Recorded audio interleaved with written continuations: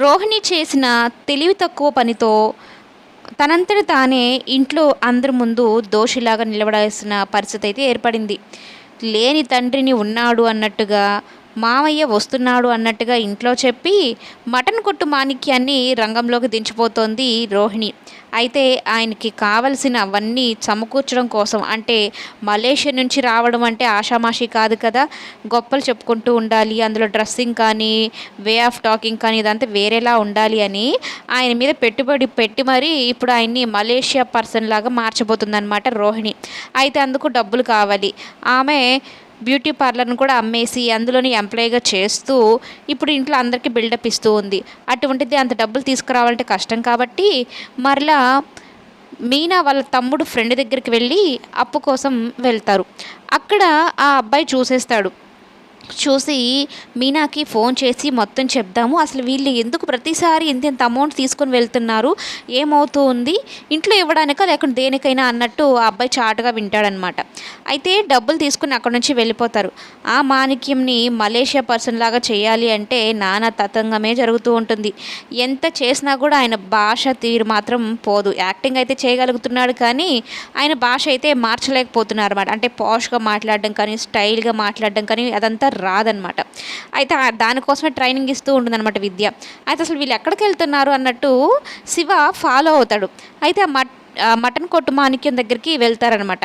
ఆయన పూర్తిగా మార్చడం ఇదంతా శివ దగ్గరుండే చూస్తూ ఉంటాడనమాట. అయితే మీనాకు ఫోన్ చేయడం కూడా జరుగుతుంది. ఇలాగా మీ తోడికోడలు ఇలా వెళ్తూ ఉంది, అమౌంట్ కూడా తీసుకుందక్క, ఎందుకోసం అయి ఉంటుందో అంటే ఏం అవసరాలు ఉన్నాయో ఏమో లేరా, అయినా వాళ్ళ ఆయన జాబ్లో జాయిన్ చేయించడం కోసం ఏమన్నానా అన్నట్టు చెప్పుంటుంది. ఇంకా అంతటితో దాన్ని సీరియస్గా తీసుకోదు మీనా. ఇంట్లో బాలుకు కూడా చెప్పదనమాట. అందులోనూ ఉగాది వస్తుంది కాబట్టి ఉగాది సారే అది ఇది అంటూ మా మలేషియా మామయ్య తీసుకొచ్చాడు అన్నట్టు బిల్డప్ ఇచ్చుకోవడం కోసం రోహిణి ఇదంతా చేస్తుంది అనమాట. అందుకే అప్పు కూడా చేసింది. అయితే అందరూ కలిసి నానమ్మ వాళ్ళ ఇంటికి వెళ్ళాలని అనుకుంటున్నారు కదా, ఈ లోపే ఈ తతంగం అంతా జరిగిపోవాలి.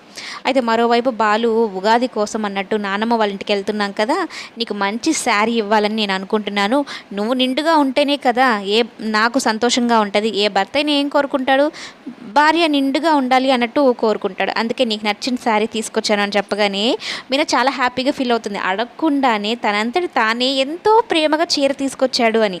అయితే బాలుని అదే అక్కడ ఎవరు పిలుస్తున్నారు చూడండి అంటూ అటు చూడగానే చటుక్కును ముద్దు పెట్టేస్తుంది అనమాట బుగ్గ మీద. ఏ మీనా, నువ్వు కూడా దొంగవైపోతున్నావంటూ మాట్లాడుతూ ఉంటాడు.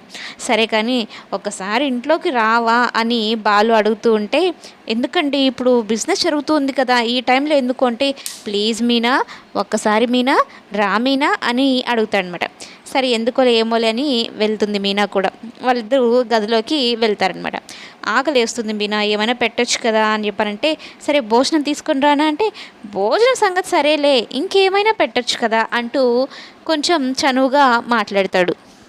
అయితే మీనా ఉండి బాలుని అర్థం చేసుకుని, ఏంటి డ్రైవర్ బాలు గారు మంచి మూడ్లో ఉన్నట్టున్నారు, ఏదో మాట్లాడుతున్నట్టున్నారు అనే టైంకి ఈ ప్రభావతి వస్తుందన్నమాట. ఇద్దరిని సరిగా మాట్లాడుకోనివ్వదు, కనీసం కూర్చొని కబుర్లు చెప్పుకోనివ్వదు, కొంచెం సంతోషంగా ఉందామన్నా కూడా ఉండనివ్వదు అనమాట. వీళ్ళిద్దరు కలిసిపోతే ఎక్కడ ముందు పిల్లలు పుట్టేస్తారో ఆస్తి మొత్తం వీళ్ళకి ఇచ్చేస్తారో ఆ బాలు వాళ్ళ నానమ్మ అన్నట్టు భయపడిపోతూ ఉంటుంది.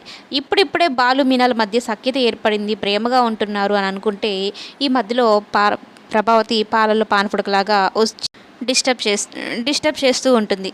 మీనా ఏం బాధపడకుండా అక్కడ నుంచి అయితే వెళ్ళిపోతుంది.